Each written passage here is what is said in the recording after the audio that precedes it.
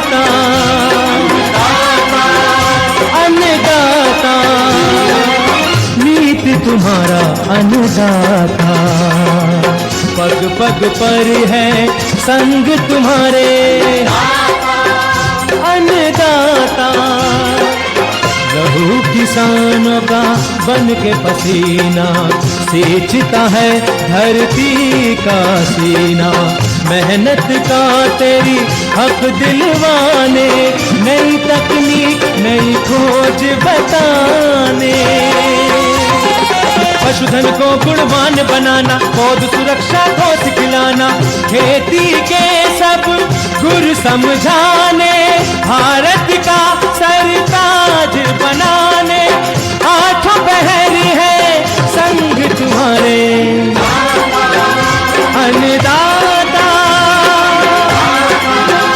अन्नदाता।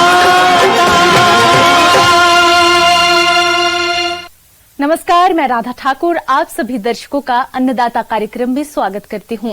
हमारे देश का किसान जन का पोषक है, वे श्रम का देवता है, अन्नदाता है। उसमें ही भारत की आत्मा निवास करती है और ऐसे ही किसान भाइयों की प्रगति के लिए हम खेतीबाड़ी से जुड़ी बहुत सी नई लाभकारी जानकारियां हर रोज सुबह लेकर आते हैं। तो चलिए कार्यक्रम शुरू करने से पहले देखते हैं क्या है आज के अन्नदाता में। प्रो ट्रे में नर्सरी तैयार करने का तरीका और लाभ।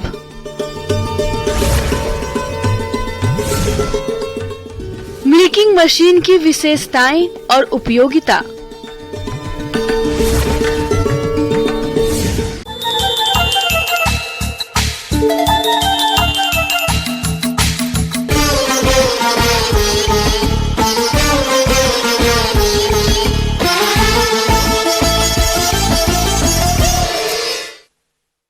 हमारे राज्य में सब्जियों की खेती बड़े क्षेत्रफल पर की जाती है और इस समय बहुत से किसान इनकी स्वस्थ पौधा प्राप्त करने के लिए नर्सरी डालने की तैयारी में लगे हैं। लेकिन इस समय खुले में नर्सरी डालने पर अधिक बारिश और कीट व्याधियों के प्रकोप की वजह से स्वस्थ पौधा प्राप्त नहीं हो पाता है। अगर किसान भाई प्रो ट्रे में नर्सरी डाले तो वह अधिक बारिश और कीट व्याधियों से नर्सरी को होने वाले नुकसान से बचाकर स्वस्थ पौधा तैयार कर सकते हैं। तो चलिए इस बारे में और अधिक जानकारी लेते हैं बिहार कृषि विश्वविद्यालय सबौर भागलपुर के बागवानी विशेषज्ञ डॉक्टर परमवीर सिंह से।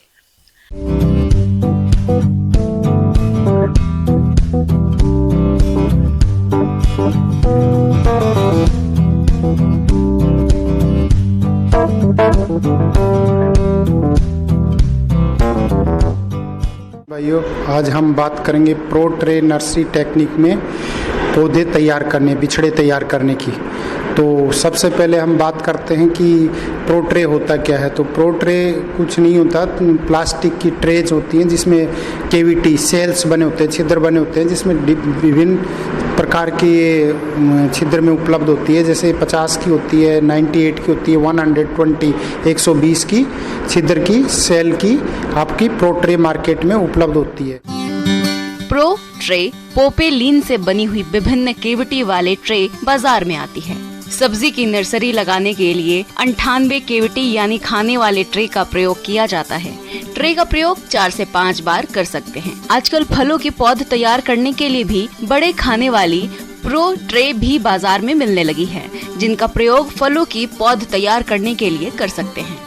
हम बात करते हैं इसको कैसे तैयार कर देंगे।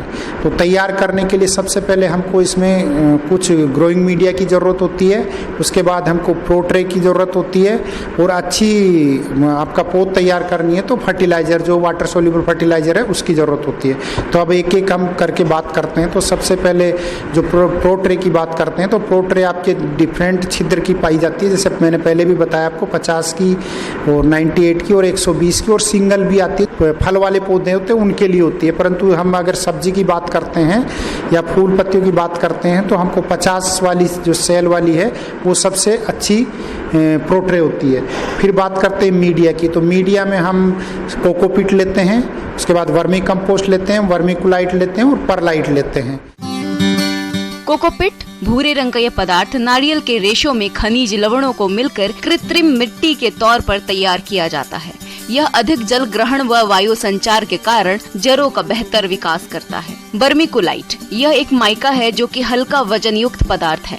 इसमें कैल्शियम व मैग्नीशियम तत्व भी पाए जाते हैं। ये हल्के रंग का होता है। परलाइट इसका उपयोग वायु संचार व जल धारण क्षमता को बढ़ाता है। इन तीन ही अवयवों को 3:1:1 की मात्रा में मिलाकर मिश्रण बनाते हैं।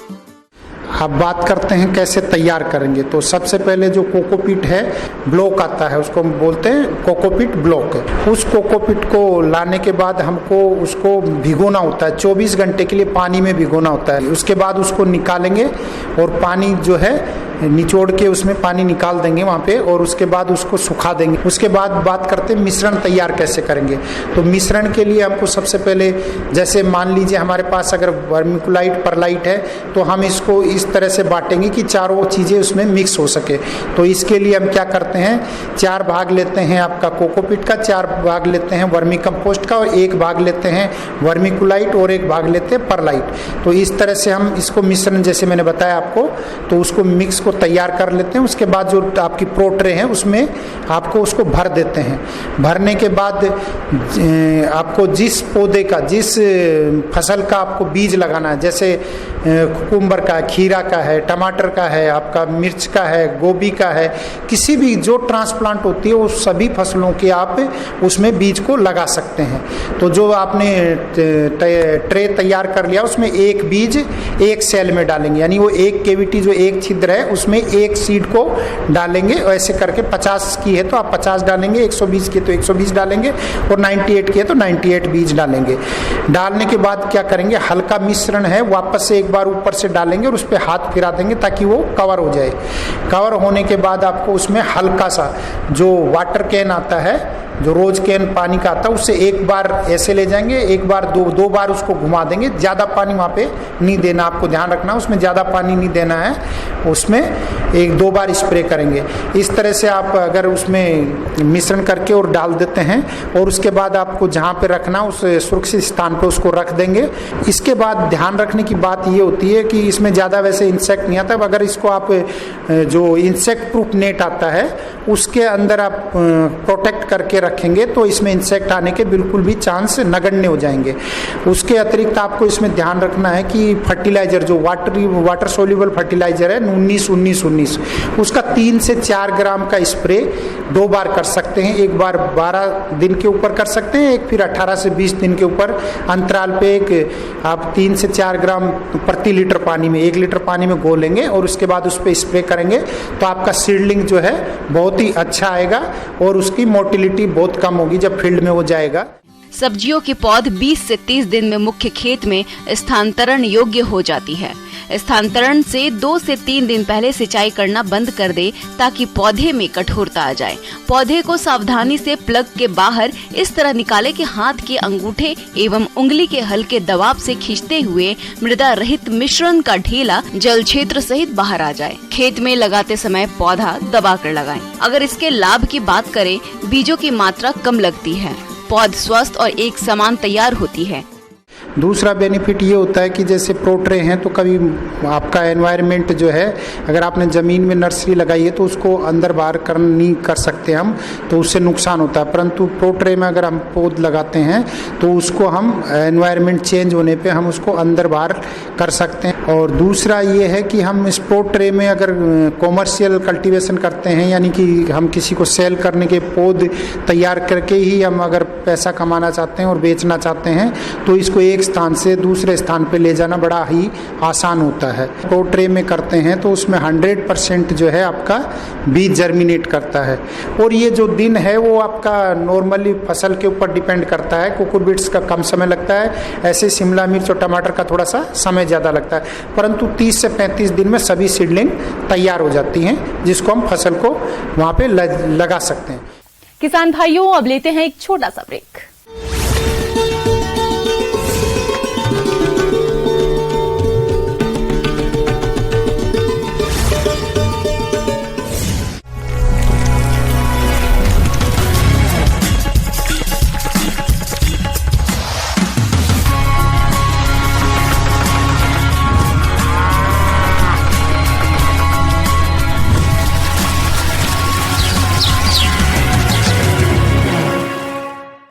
ब्रेक के बाद आप सभी दर्शकों का अन्नदाता कार्यक्रम में खेती-बाड़ी के साथ डेयरी व्यवसाय भी काफी तरक्की कर रहा है। जो किसान बड़े पैमाने पर डेयरी व्यवसाय से जुड़े हैं, उनके सामने अक्सर पशुओं का दूध दोहने के लिए मजदूर की समस्या बनी रहती है, जो कि काफी महंगा होता है। साथ ही इससे दूध क्वालिटी और मात्रा भी प्रभावित होती है। ऐसे किसानों के लिए अब कृषि वैज्ञानिकों ने दूध दोहने की मशीन विकसित की है, जो कम खर्च में दूध दोहने का काम काफी सरलता से कर रही है। तो आइए इस मशीन के बारे में विस्तार से जानते हैं कृषि विज्ञान केंद्र समस्तीपुर के कृषि इंजीनियर अभिषेक कुमार से।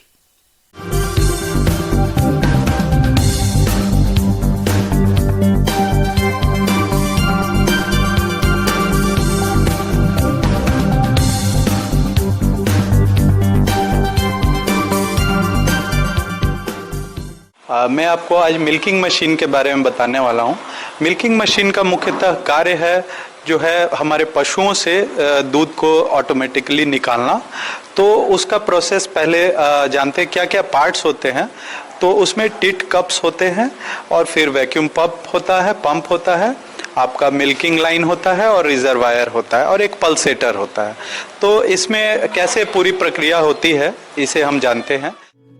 पशुपालक भाइयों, बड़े डेयरी फार्मों में हाथों से दूध निकालना काफी मुश्किल भरा काम है, क्योंकि एक तो मजदूर समय पर नहीं मिलते और यदि मिलते भी हैं तो दूध निकालने में समय और श्रम भी अधिक लगता है। तो ऐसे में मिल्किंग मशीन से दूध निकालना काफी आसान है। मिल्किंग मशीन से समय और श्रम की भी बचत होती है। तो इसमें सबसे पहले जो टिट कप्स हैं उसे हम जो है थन पर लगाएंगे और ये लगाने से पहले सबसे पहले थनों को और टिट कप्स को अच्छे से धो देंगे ताकि इन्फेक्शन ना फैले और हमारा दूध का क्वालिटी भी बढ़िया हो। तो उसके बाद फिर लगा करके टिट कप्स को टाइट करके लगाएंगे, क्योंकि अगर वो टाइट नहीं रहेगा तो वैक्यूम लीक होगा, तो फिर मिल्किंग सही से नहीं हो पाएगा। और उसके बाद फिर जो है आप उसे लगाएंगे और एयर टाइट वे में टिट कप्स को लगाएंगे। उसके बाद फिर जो है मशीन को ऑन करेंगे। मशीन को ऑन करते ही जो है वैक्यूम बन जाएगी मशीन में और हमारा सारा जो है मिल्क जो है वो पल्सेटिंग मोड में आपके पशुओं से जो है मिल्किंग लाइन में जाएगा। मिल्किंग लाइन से रिजर्वायर में जाके स्टोर होता जाएगा। अब पल्सेटर का क्या काम है? पल्सेटिंग का ये काम है कि पल्सेटर जो हमारा कंपोनेंट लगा है, मशीन जो है ऑटोमेटिकली एटमॉस्फेरिक प्रेशर से वैक्यूम की ओर, वैक्यूम से एटमॉस्फेरिक प्रेशर की ओर बार बार वो जो है होता रहता है, वेरी होता रहता है। तो ये सारा जो है तरीका था। पहले टिट कप्स हमने लगाया वैक्यूम के बाद फिर जो है वो आपका दूध जो है मिल्क लाइन से होते हुए पल्सेटिंग मैनर में वो पहुंच गया मिल्किंग लाइन में, फिर रिजर्वायर में, और फिर हम मशीन बंद कर देंगे तो आपका जो है एटमॉस्फेरिक प्रेशर पे आ जाएगा टिट कप्स, जो उसे आप किसान भाइयों एवं बहनों जो है उसे आप निकाल सकते हैं। पशुपालक भाइयों, मिल्किंग मशीन से दूध निकालने से लागत में काफी कमी आती है, साथ ही समय की बचत भी होती है और दूध में किसी प्रकार की गंदगी, धूल गिरने की संभावना नहीं रहती है। सबसे खास बात यह है कि पशुपालक के दूध निकालते समय उनके खांसने और छींकने से भी दूध का बचाव होता है और मिल्किंग मशीन द्वारा कम खर्च में दूध आसानी से निकाला जा सकता है। किसान भाइयों एवं बहनों को एक जो कुछ सावधानियां हैं जो जिन्हें ध्यान रखना है मिल्किंग मशीन ऑपरेट करते समय। पहला है कि वैक्यूम लेवल जो है बिल्कुल एप्रोप्रिएट रहना चाहिए। बहुत ज़्यादा वैक्यूम लेवल मशीन में सेट करने पर जो हमारे पशुओं को जो है नुकसान हो सकता है, इंजरी हो सकता है या डिस्कम्फर्ट हो सकता है, तो ये बात ध्यान रखेंगे। दूसरा, जो पल्सेटिंग रेट है उसे नेचुरल फ्रीक्वेंसी से मैच करवा के रखेंगे। जो नेचुरल जैसे बछड़ा जो है गाय का दूध पीता है, तो उस फ्रीक्वेंसी से पल्सेटिंग रेट को मैच कराने से आपका दूध जो एक्सट्रैक्शन होगा, जो दूध निकाला जाएगा पशुओं से, वो सबसे अधिक होगा। तीसरा जो है, आप सफाई करके रखेंगे, मिल्किंग मशीन की सफाई करके रखें, क्योंकि हम सबको पता है कि दूध में जो है बहुत प्रकार के, अनेकों प्रकार के बैक्टीरियल ग्रोथ होता है, तो आप उसकी सफाई अवश्य करेंगे जिससे कि दूध की क्वालिटी पे कोई फर्क ना पड़े। और चौथा, जो टिट कप डिजाइन है वो अलग अलग थन और टिट्स के साइज के हिसाब से अलग अलग मार्केट में उपलब्ध है, तो आप करेक्ट टिट साइज लगाएंगे ताकि हमारे जो पशुओं को जो है वो डिस्कम्फर्ट ना महसूस हो। तो ये सारी सावधानियों का आप ध्यान रखते हुए मिल्किंग मशीन को चलाएंगे, ऑपरेट करेंगे। और इसी के साथ धन्यवाद। आगे और भी है खेतीबाड़ी से जुड़ी हुई बहुत सी रोचक जानकारियां। यहां रुकेंगे एक छोटे से ब्रेक के लिए।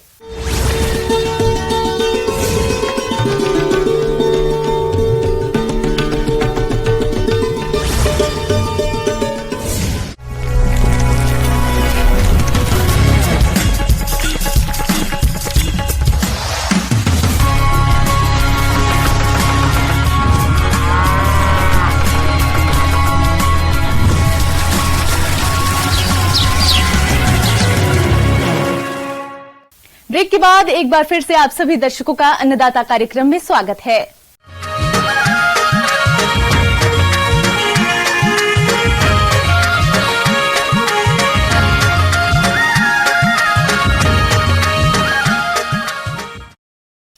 सूरजमुखी एक ऐसी तिलहनी फसल है जिसकी खेती अपने प्रदेश में तीनों ही मौसम में सफलतापूर्वक की जा सकती है। फिलहाल सूरजमुखी के खरीफ में उगने वाले किस्मों की बुआई के लिए सही समय चल रहा है। आप इसकी खेती करके अच्छा मुनाफा कमा सकते हैं।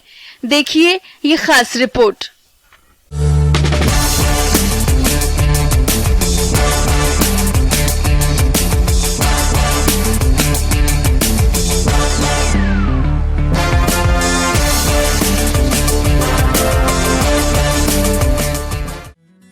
सूरजमुखी, जिसे तिलहनी फसल के रूप में जाना जाता है और बेहतर मुनाफा देने के कारण इसे नकदी फसल के रूप में भी जाना जाता है।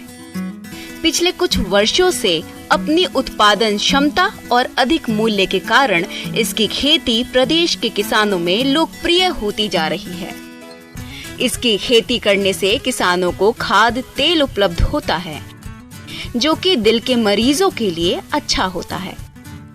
किसान भाइयों, इसकी खेती खरीफ, रबी और जायद तीनों ही मौसम में की जाती है, लेकिन उत्तरी भारत के लिए सबसे सही मौसम जायद का होता है, क्योंकि इस मौसम में मधुमक्खी पर्याप्त मात्रा में उपलब्ध रहती है, जो इसकी पैदावार के लिए बहुत महत्वपूर्ण होती है। इसलिए हमारे जिन किसान भाइयों के खेत आलू, सरसों या अन्य फसलों से खाली हो रहे हैं, तो वह किसान इस समय सफलतापूर्वक सूरजमुखी की खेती करके अच्छा लाभ कमा सकते हैं। लेकिन ध्यान रहे कि इसकी बुआई के समय धूप अच्छी खिली हो।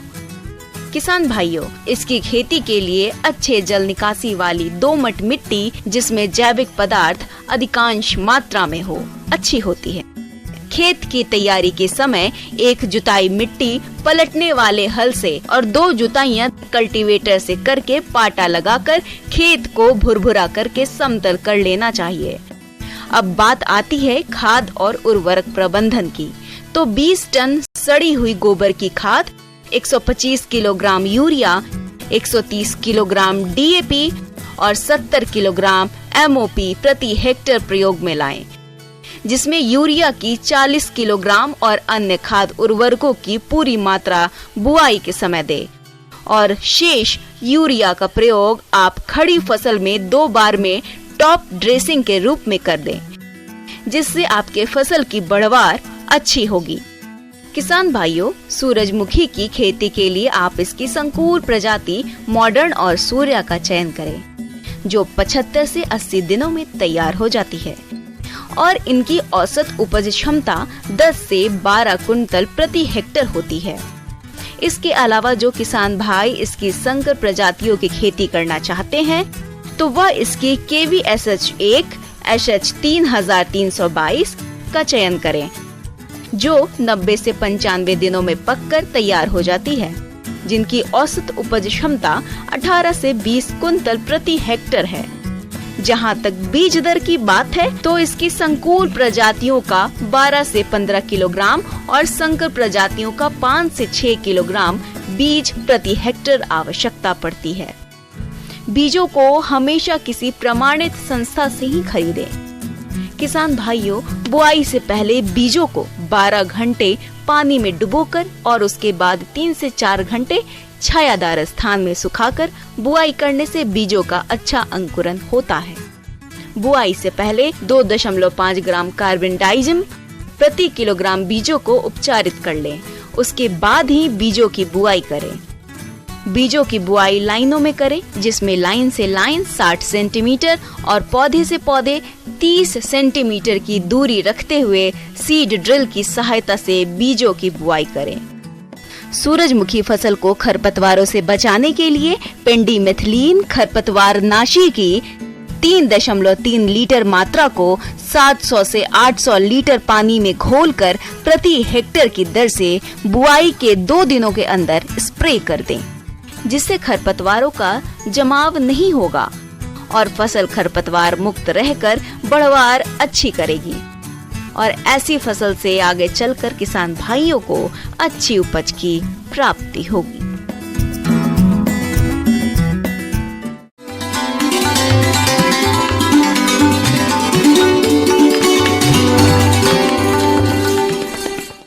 आइए जानते हैं अन्नदाता निशुल्क फोन के माध्यम से पूछे गए समस्याओं का समाधान। आज के अन्नदाता कार्यक्रम में हमने जिस प्रश्न को शामिल किया है उसे पूछा है गांव अलीगंज, जिला जमुई से सुरेंद्र महतो ने। आप सर्पगंधा की उन्नत किस्म एवं रोपाई तकनीक पर जानकारी चाहते हैं तो सुरेंद्र जी, आपकी जानकारी के लिए देखिए कार्यक्रम का यह है अंश। आज हम चर्चा करते हैं सर्पगंधा के बारे में, जिसे रॉयल्फिया सर्पेंटिना कहा जाता है। ये बहुत ही महत्वपूर्ण औषधि प्रजाति होती है और जिसका इस्तेमाल हाइपरटेंशन की मेडिसिन या ब्लड प्रेशर जो होता है उसके दवा के निर्माण के लिए उपयोग किया जाता है। पूरे यदि भारतवर्ष में देखा जाए तो इसकी 3 वैरायटी है। एक सिमसील वैरायटी जो कि CIMAP central institute of medicinal and aromatic plants Lucknow के द्वारा विकसित की गई है, और 2 वैरायटी जो है TFRI RS1 और TFRI RS2, जो कि TFRI जो मेरा पूर्व संस्थान है उस वहाँ मैंने रह करके विकसित किया है। और ये 3 प्रजाति पूरे भारतवर्ष में उपलब्ध हैं और इसके शीर्ष हमारे भी उपलब्ध हो सकते हैं यदि किसान बंधु चाहें तो। सर्पगंधा की खेती के लिए बलुई, दोमट और भारी भूमियां उपयुक्त होती है। साथ ही जीवाश्म युक्त भूमियों में भी इसकी खेती सफलतापूर्वक की जा सकती है। इसकी खेती के लिए गर्मियों में खेत की गहरी जुताई करके खुला छोड़ दें और पहली बरसात के बाद 10 से 12 टन गोबर की खाद खेत में डालकर अच्छी तरह मिला दें।